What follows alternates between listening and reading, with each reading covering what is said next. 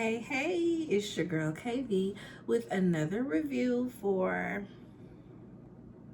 Love and Marriage Huntsville. Love and Marriage Huntsville, season 10. Right? Hold up. Season 10, episode 4. Cowboys and NDAs.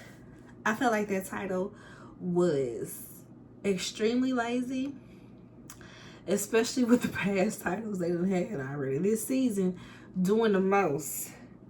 So, yeah, it was real lazy. Do better. A lot of things about this show actually are lazy. And I know that Carlos King isn't in control of everything, but some stuff I'm like, you know better. You should have a better reign in on this. Like this title, for one, and I'll get to the other one when I get to it because it just bothered me. Something vicious. So we open up where we left off. The Scotts, Kimmy, Letitia, Marceau, Maurice are all sitting there at dinner and they're talking about essentially how Reese be treating Jalen different. We come back to the golden child comment where the lady's like, "Ooh, damn, ooh." Because Marcel was like, I know how Jalen feels because you were the golden child growing up and he's dealing with Jalen being the golden child. And Kimmy is like, well, Jalen is definitely the golden child. And this is where Maurice gonna say, you sound like Chris Fletcher. And Marcel gonna tell him, you sound pathetic. Baby, that had me cracking up because you can tell he sincerely meant it, but you can also tell Marcel knows how to make good TV. he gets emotional at times, but half the time he is antagonizing the crap out of people, and it'd be funny to me. So Kimmy, he is the golden child, and Maurice is like, oh, so he's the golden child without his own car. Like that's supposed to mean something. Like you can be cheap and he can still be the golden child. Like just because you ain't bought him his own car don't mean that he's not the golden child. I ain't had my own car like that growing up, but so Marcel was just like, listen, you treat your stepchild like a stepchild. He said so, and his mama said so. Like, you're not beating these allegations, bro. Everybody knows what's going on. Kimmy is in the confessional just frustrating woman around the world. She's just like, yeah, well, it is frustrating that he doesn't listen sometimes, and he does kind of only take stuff from his viewpoint, but I know that he values Marceau's opinion, so this is important right now. He's still trying to argue semantics about how he's not raising him like a stepchild. He's raising him like they were raised. Marcel said none of us were raised to feel like a stepchild. He just claims, no, I put more on Jalen because he's older. And then Marcel tells him, listen, you can't come in when that boy is 13 doing that. You got to put in work. You have to build that relationship. Period. And he still feels like, well, it worked. It worked. It worked because Kimmy raised her son. It worked because he has a village around him. He has Marcel. He has Kimmy. He even admitted in what was I watching? Messy Mondays with Carlos King. He admitted that he even had a close Jalen even had a close relationship with Cedric. I don't think we've seen Cedric since first season, but he said had, so I'm wondering if there was like a falling out or something like that. But yes, it worked because he had a village, not because of how you treated him. And that's what bothers me about Maurice. So it's like he really feel like he can't do no wrong. You tell him he hurt your feelings and he got reasons to why you wrong about your hurt feelings. Sir, you cannot tell me how to feel. You cannot tell me that I'm not feeling what I'm feeling. Stuff like that. It's just like Maurice is so thick-skulled, right? So at this point, Marcel is annoyed. He's ready for the conversation to be over. He's like, listen, if that's how you feel, eat the meat, throw away the bones. But right now, I feel like you're throwing away the whole plate. Period. Take from this what you need, because you're not the perfect man. The Jalen and his mama and these other two people sitting at the table all recognize that Jalen has a better relationship with Marcel. Do better. Do better. So Marcel and Jalen meet up with Maurice to try to get through to him. Maurice is in his confessional. Yeah, I almost threw my water bottle when he said this. You know, Jalen, I just really want to know how Jalen feels, and I want him to be able to open up and tell me how he feels, how he really feels. Has he not? Granted, his mama was the one to break the ice to you, but when you sat down with him, did he not tell you how he feel? That this family business would be a dictatorship? That you had him co-raising your child with Kimmy? That he don't want to work with you? That he don't see you as a father figure? I think he's told you how he feels. I think he's told you exactly how he feels. So the fact that he feels how he really feels, as if he's letting everybody else speak for him. No. Kimmy, baby. And you all know be my mom. I'm talking about somebody. Kimmy.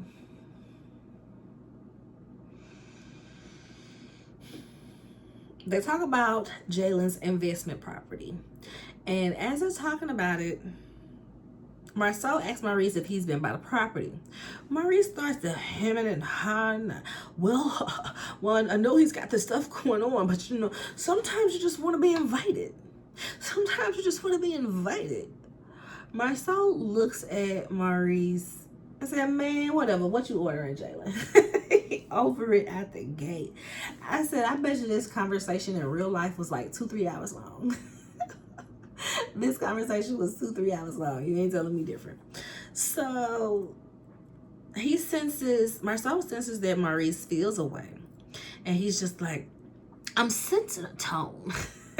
I'm like, yeah, he told y'all when he saw y'all at dinner that he basically felt away. Oh, Jalen's reaching out and asking for help from you. He's like, well, he just asked me for some people. Well, he's asking for help. he's asking you for help finding the contractors, but he's asking you for help nonetheless, I said. So we already know he feels away. Jalen says he feels like he's at the bottom of the totem pole. Maurice is like, I literally just said that monster is at the bottom of the totem pole. Jalen says, yeah, last in knowledge, but not last in favor and love. And he's like chuckling as he says this because, so you're not going to get me to believe that you hold me to a higher value than your biological child. You don't even treat us the same for you to even tell me that I would believe that. So Jalen is chuckling as he says this, not last in favor or love. And Marcel chimes in and fair treatment. And Jalen and Marcel just crack up in their man giggle. And it had me weak. Because at this point, it felt like every time you saw Maurice, he's shrinking. His pride is so hurt. He's mad. He's embarrassed. How dare, like, you can literally just kind of see him like, you know, like shrinking. Because his pride and his manhood is hurt. Because they over here telling him about himself in unison and laughing about it. Marcel is just like, okay, I know that Jalen won't say this, but I'm going to say it. There's a double standard when it comes to Jalen and Mustard. I said, oop. Jalen is like, he was like, do you feel that way? Jalen's like, yeah. So Reese apologizes for any past infractions. And he also says, and if I do something in the future, I'm going to go ahead and apologize for that now. And I want you to reach out and tell me. Okay. So he still, but it worked. But it worked. The way I didn't raise y'all, it worked. And I'm like, he's so aggravating. He's so aggravating. So now Marcel is like, okay, whatever, we'll move on. What does Jalen have going on right now? Do you know? Do you know what Jalen has going on right now? And Reese actually knows what's going on right now. He wants to get into this. He got an investment property, yada, yada, yada. He's talking about Colorado's job out there. And Jalen lets them go ahead and know that he did accept that job out in Colorado. And he'll be leaving soon. It starts at the end of the month. But he is a little meh because he's taking a pay cut. Reese tells him, don't think of it as a pay cut. Think of it as an investment. You're changing fields. You got to start in at the ground level. Take it on the chin. You'll be good. So, like I said, Maurice was on Messy Mondays with Carlos King, Dustin Ross, and Claudia Jordan.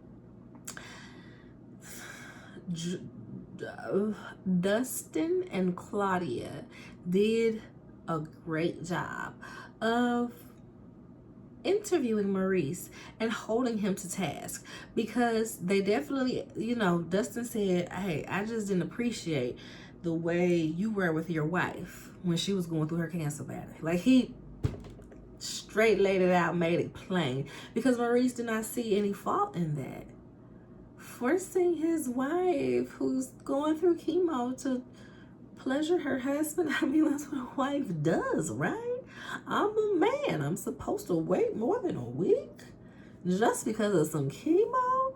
The chemo's not affecting you. Actually, it does. Actually, it is. Actually. All right.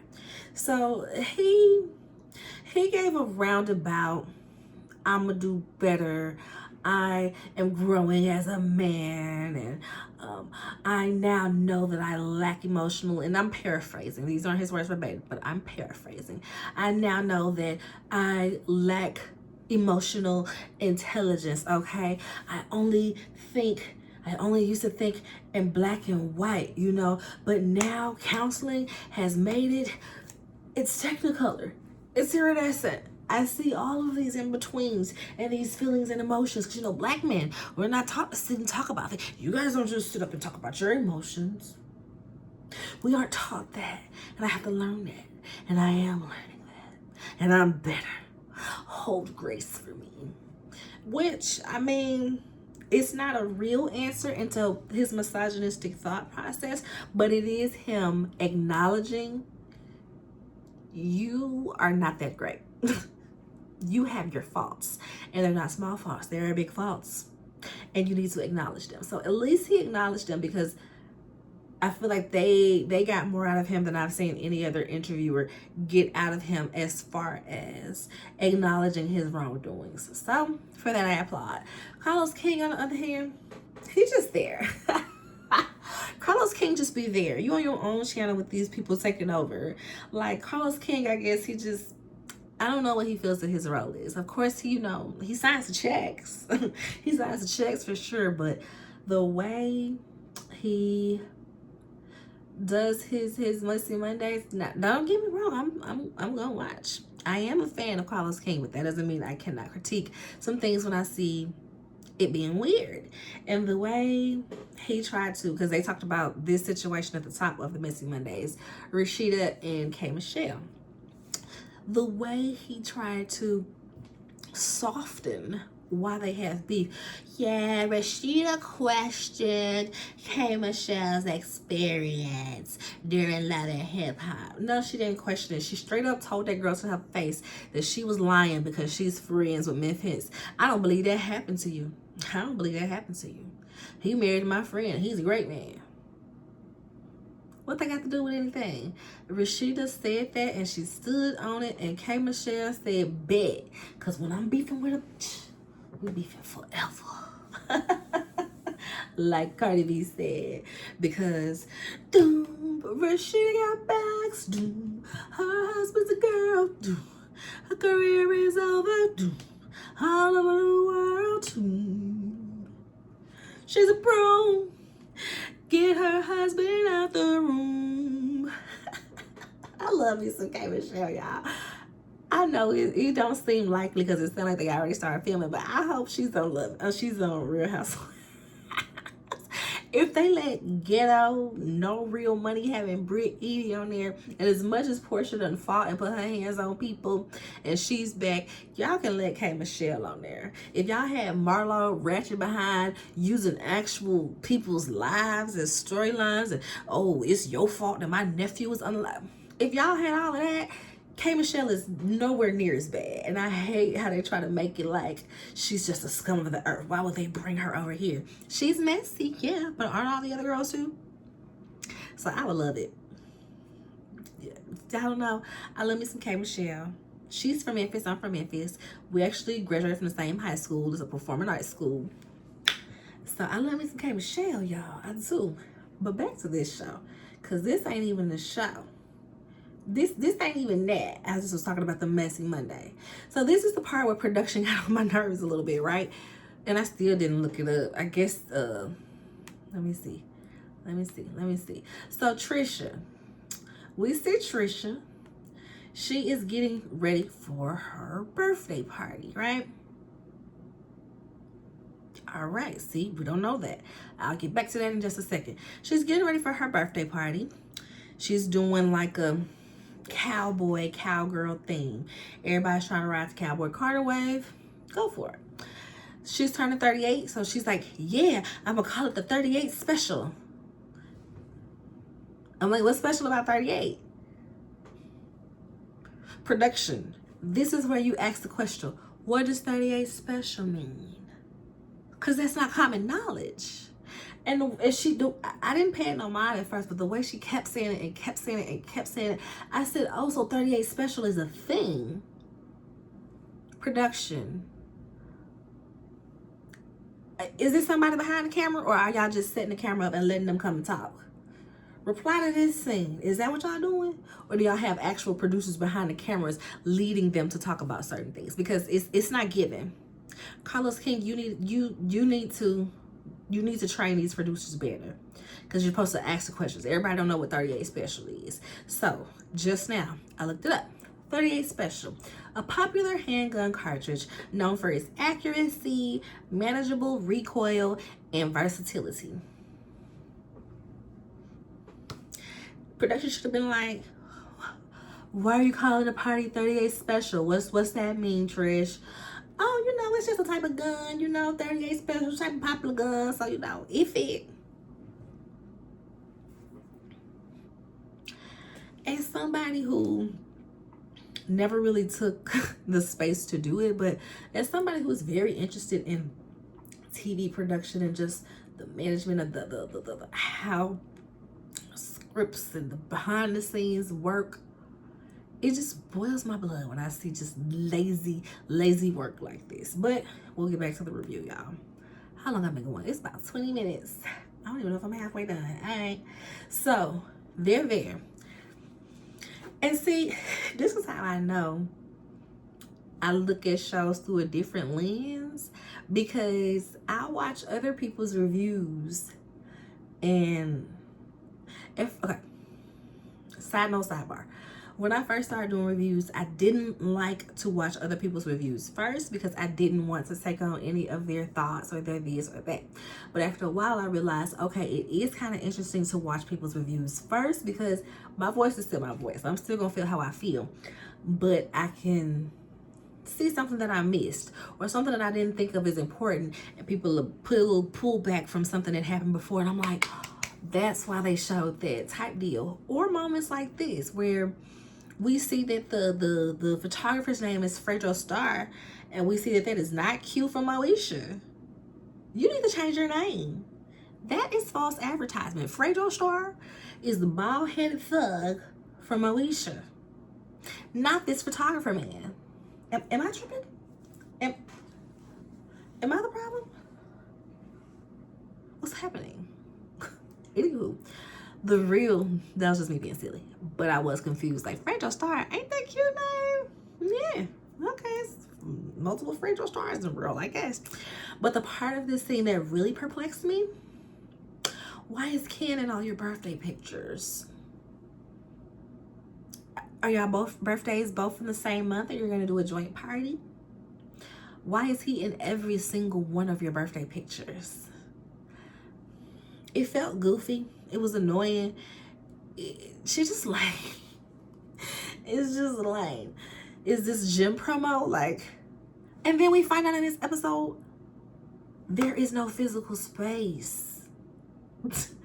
The way they have been talking about this gym and them going to the gym because they have a gym now and they're training people. I thought they had their own physical brick and mortar gym. And they don't. So her and Ken are at this photo shoot. What they talk about? Divorcing Marquez. Well, once we divorce him, he'll have no reason to come around. The kids. The kids. I get it. He might not be super active, but he seems to be somewhat involved in the kid's life. For them to feel like, oh, we'll never see him again once you get this divorce. They just so lame and so corny and so goofy. And it's like, oh my gosh. Trisha later goes to see Neil at the daycare to talk about her birthday party. You inviting everybody to the party? Everybody? Who's everybody? Martell and Marquez. Neil's so messy. She's like, no. Tisha's like, no. Those two not invited to the party.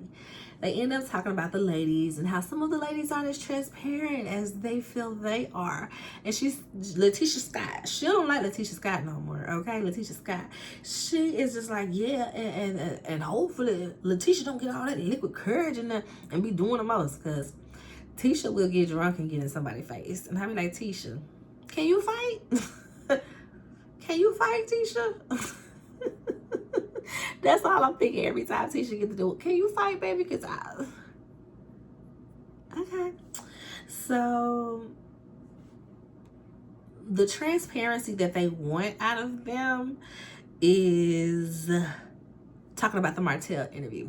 They want Tisha and Kimmy's response to the interview, where Martell interviewed that lady saying she slept with all of them. So Martell and his mama have lunch, yada yada yada. These two, he tells her that, why spell check changed Ariana to Arizona? Arizona coleslaw. So he tells his mom that he is letting Arizona coleslaw move into the investment property because her lease is coming up and he paid her rent anyway, so he might as well not be paying two different rents. I said, have you been paying her bills? So why you didn't move her into the investment property? He just don't be making no sense. He's like, I can't move her in with me. And, not until she got a ring on her finger. I said, oh, okay. All right. So he claims that he might be getting married again, maybe if she act right. And Marlene is saying that, she likes her now because of the baby. I feel like it's because of the baby. But initially, she was pissed that Marcel messed up the family. That was my family, too. I mourned that family, too. She was like, baby, I ain't had to work as hard when Melody was around. I ain't had to worry about you when Melody was around. Melody made her life easier, too, okay? Now it's different. Marlene feel that divorce, too. She also said, well, all she went through, all Ariana went to get through, she ought to act right. I said, the shade. Lastly, we are at Trisha's party. Like I said, Trisha and Ken and all the pictures with him. And she came in looking like a WWE wrestler, majorette looking. I was just like, girl, it was a lot. It was a lot going on. But go for it, girl. Go for it. It's your birthday. It's your birthday party. Do what you want to do. They sit down, girls on the couches, guys in the corner. Tisha looks like, hey girl, why is Ken in all your pictures? Trisha said, I wanted him there because that's my black cowboy. That's my chocolate emoji. And they're going to say, hey, yo Megatron. That's your Megatron. And then Tisha was drunk. How long? I wonder, I be wanting to know like the time lapse of the situation, because we see it as, oh, this is the first 5 minutes of the party, but Tisha's already drunk. So I'm wondering if they've been there a while and she on drink number 3, 4, or she pre-game, she came in there slizzer, but Tisha's drunk. So she's over there talking to Trisha. It seemed like you 1 foot in and 1 foot out when it come to Ken. What you doing, girl? And the rest of the ladies like, what? She already said she ready to get married. Oh, okay. That's Trisha. Oh, okay. I said, you ready to get married after Ken done put his hands on my Not you ready to get married after he done beat up your baby daddy husband. Trisha is a sick individual. That lady needs some help. She ain't shit, y'all. She really ain't. So we flip over to the guys. You know, they over in the corner. They're talking to Ken at this point. And Reese, of all people, right message, wrong person. Reese, of all people, tells him, you know, but you're not looking at it from everybody else's viewpoint. You know, because from everybody else's viewpoint, you're the bad guy. And Ken's like, what you mean? What you mean? How am I the bad guy? She's still married. And so I'm like, okay, so Reese, by this definition, you're saying that Kenny was a bad guy in your situation because weren't you still married when you got with her? And this is what I can't stand about Reese. It's one thing to try to counsel, school somebody, whatever. But in this, you're opening up your wife for criticism yet again. I feel like he does this almost every season. Something that he does, or trying to criticize, or trying to preach to somebody else about something, it always comes back on people to be like, oh, so the same goes for Kimmy, huh? Well, we can say that Kimmy was a side chick, right? Well, we can say that Kimmy was the bad guy, right? It's like he always leaves her, not even leaves her, puts her in a little line of fire. And I just be like, Kimmy, Kimmy. Okay, so Marcel is just like, I mean, you know, if something happened, God forbid, something happened to Trisha, they gonna call Marquez. And Ken gonna say, and Marquez gonna call me.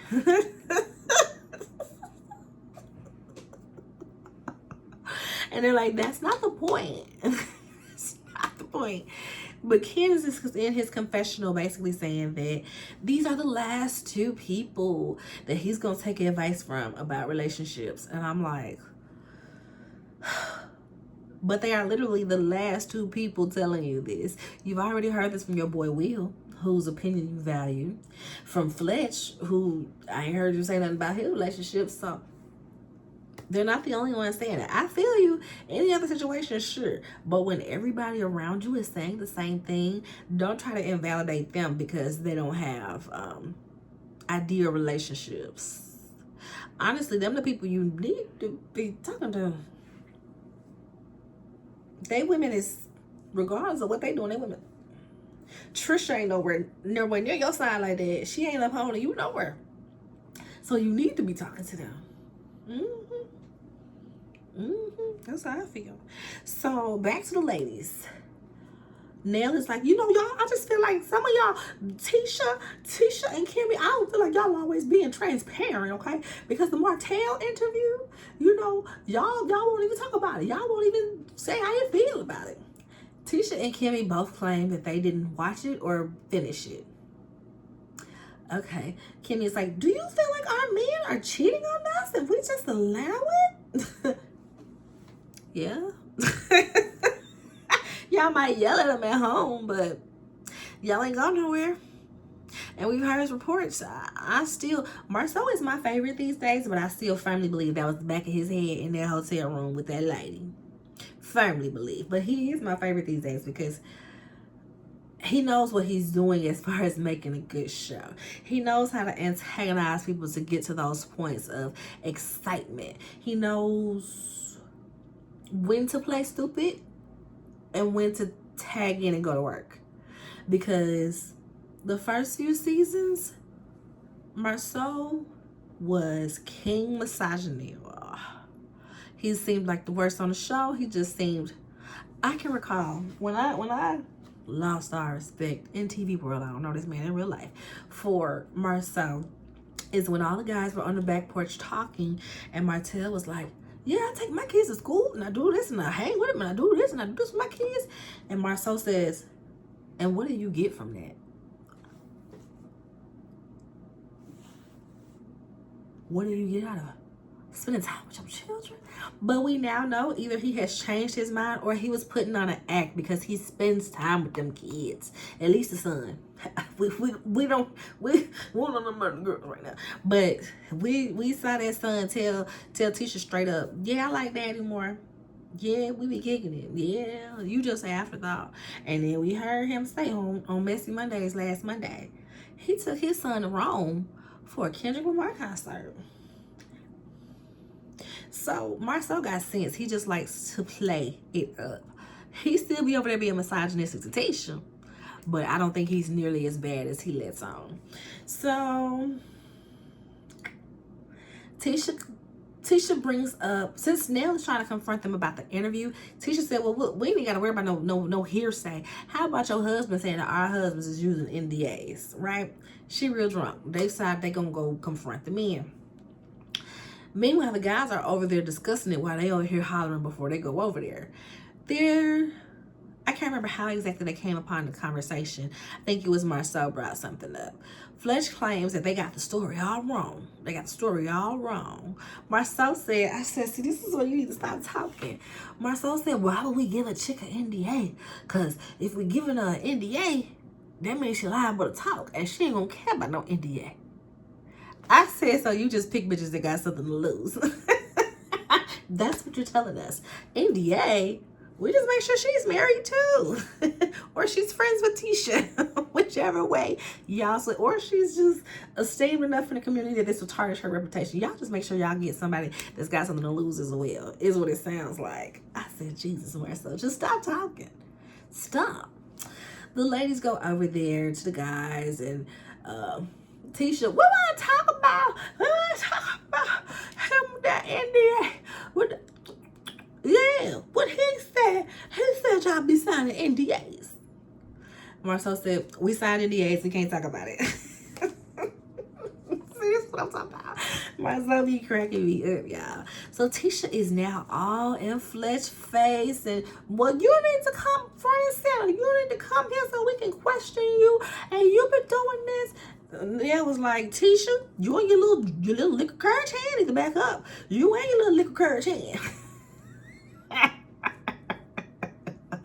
He don't have to answer to you. Kimmy is like trying to pull Tisha back a little bit. She's not being too invasive. She's not being too pushy. She's just trying to keep it cute, like pull her back. Reese goes and grabs Kimmy like, you stay out of it. I said, oop, messy. So she's still trying to get Chris over here. Chris was like, I don't have to report to Tisha. And Nell is backing him up. Like, exactly. But you called my husband name, but you said that our husband signed NDAs. And Marceau ends up going, well, Marceau's in the confessional first. He's like, Letitia has a habit of, getting drunk and talking to the men like they're husbands. Well, they are husbands, but her husband. Basically, let me go collect this girl. So he comes over there and he's whispering something to her like, we already talked about that.